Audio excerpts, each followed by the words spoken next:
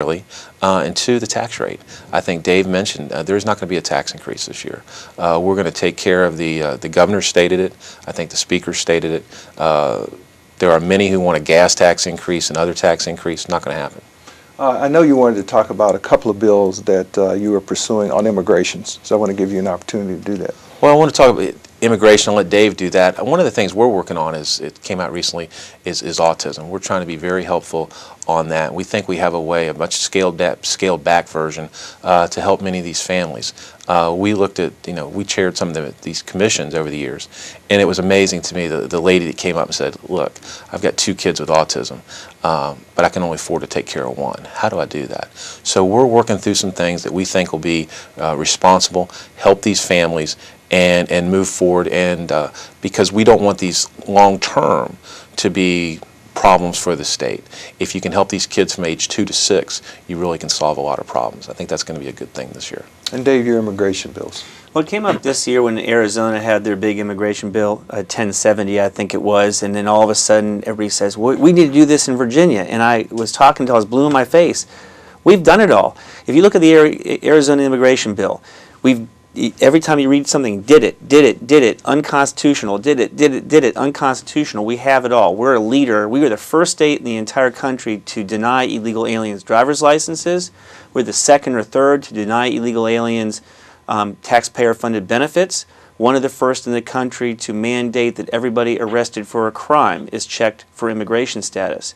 I have 2 bills that kind of refine on what we've already done. One is there's a question about if a person gets arrested but they're not fingerprinted, whether they should be checked through immigration database. My bill says everybody is arrested, gets it. And then on the taxpayer benefits, I want to make the local governments actually use the databases to confirm that people who are saying that they are Mr. X are in fact Mr. X. Now, are those in the Courts of Justice Committee or a different one? They're in all Courts of Justice Committee. I created an immigration subcommittee that's going to meet this Friday, and it's a very, very complicated area of law, so I needed to create a specialty amongst the lawyers there. Great, great. Now, another subject that's been in the news is privatization of the alcoholic beverage control monopoly that the Commonwealth currently holds. There have been some concerns raised about generation of sufficient revenues or making it revenue neutral, and also a concern about the potential proliferation of retail establishments in the state of Commonwealth. Are you hearing much from your constituents about these issues? A little bit. I think that, the governor, I think in theory, I think we all support the privatization. It is the right thing to do. The state probably, if we had to do it again, the state wouldn't be involved in the selling of alcohol. I think what we're trying to figure out is how to do it right. The old saying, measure twice, cut once. We want to make sure as we go through this that we don't lose revenue, that we don't have the proliferation of these, these venues selling alcohol in every corner. So I think we're going to take a look at it. It may take a little time. I understand what the governor's doing, and I appreciate it. Like I said, in theory, we support him, and we're just trying to kind of figure out how to work that.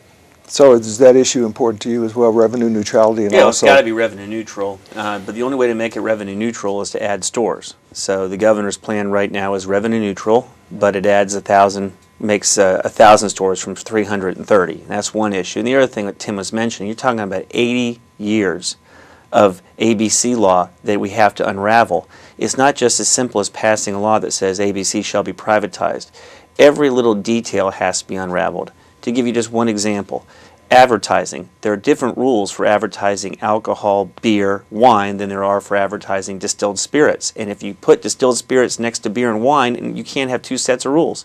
That one bill alone would take 2 hours of work to do, and that's just one little minute issue. So my guess is we're probably not going to be able to get that done this year. Now, what about the Virginia retirement system?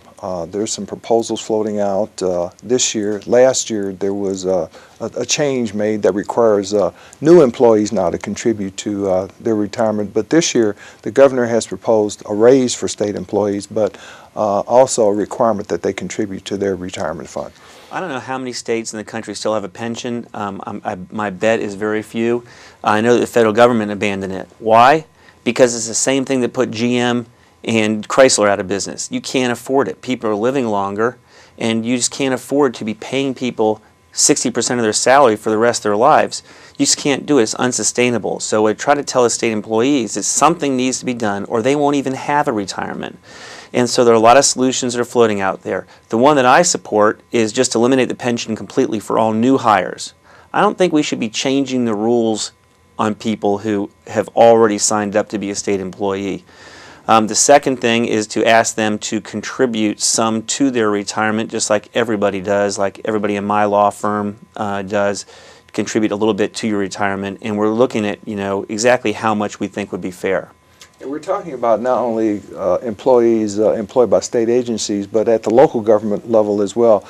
Police, county sheriffs, teachers. Deputies, exactly.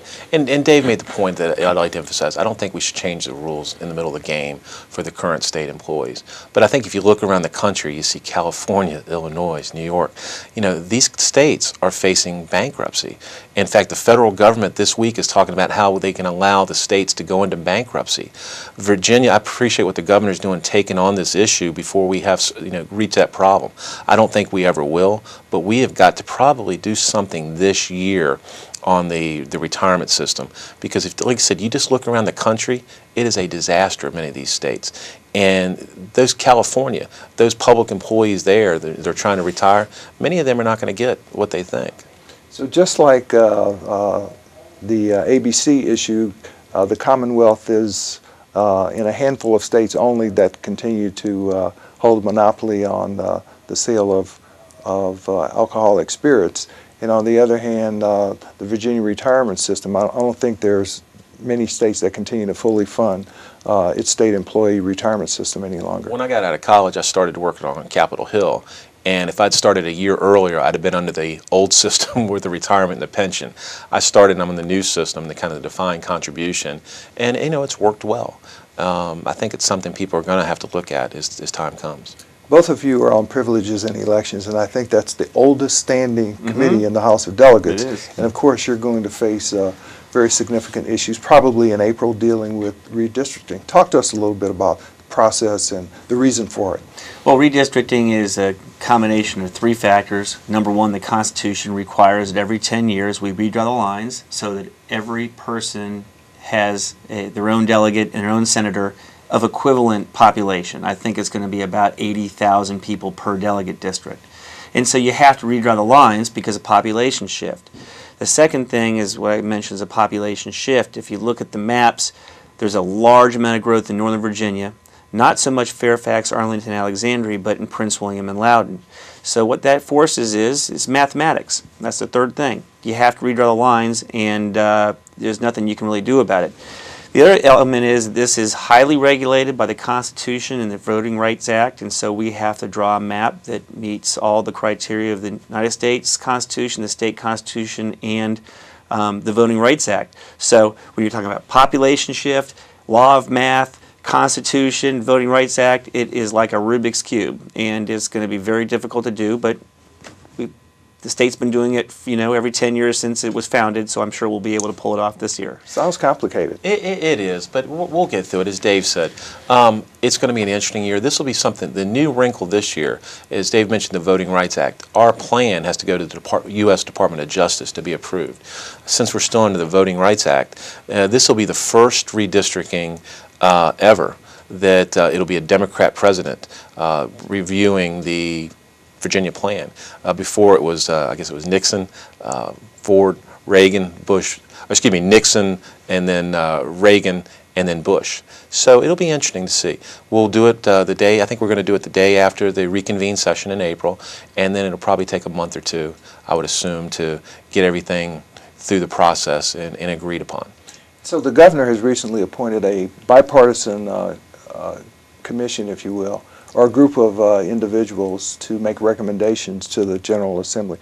How is that going to work in the scheme of things? Well, I think it's something we'll look at. I think it's just we'll see what they produce, or if they produce anything. I don't know what they'll come about. I don't think Dave or I are either on that. I think one thing also too to point out about this, it's going to impact people's a little bit lives this year. The primary dates have always been in June. Most likely, because I said it's going to take a while, a couple months to go through the system, probably the primaries are going to be late August this year. So that'll be, please, hope everybody comes out don't plan your vacation for late August. So until you get the final numbers, though, there's little you can start working on. Well, we've actually made a tour through the state and had public hearings to have people tell us generally what are they looking for in the process, what kind of ideas you have. And I've been to a number of those meetings. We invite anybody who wants to draw their own map to draw it and send it to their delegate so their voice can be heard. Redistricting is basically a bill. It works no different than any other bill, and you have all the inputs you want through your own delegate and senator. So the House will come up with a plan, the Senate will come up with a plan. I'm assuming there may be some differences between the two, and that will be resolved by a conference committee before it goes to the governor? Yep, just like any bill. Works Same exactly thing. like a It's bill. the Republican-controlled House, the Democratically controlled Senate, so we'll work it out. Well, good luck. A little bit about what's happening in terms of health care, Medicaid, and especially the disabled community and the Medicaid waivers. What's going on this year? Is it better or worse? Or I can tell you a little bit about it. If you look at the budget of any state, including Virginia, 22% of our budget right now is Medicaid alone. And if you add all the other welfare, which would be housing, homeless help, drug abuse help, 1/3 of the Virginia budget is some type of welfare. 1/3. 1/3. Half is education, 1/3 is welfare. That means that every single thing else the government must do comes out of the remaining 27%.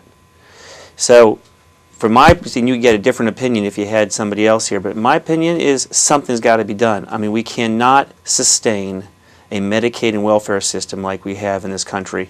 And so the tough choices coming in the next 10 years are going to be on this one topic. And of course, go ahead. And if you look at what the president's health care bill is going to do, we've talked to the governor and the appropriations folks. It's going to drive a hole in our budget. I don't think we quite now know how we're going to deal with it.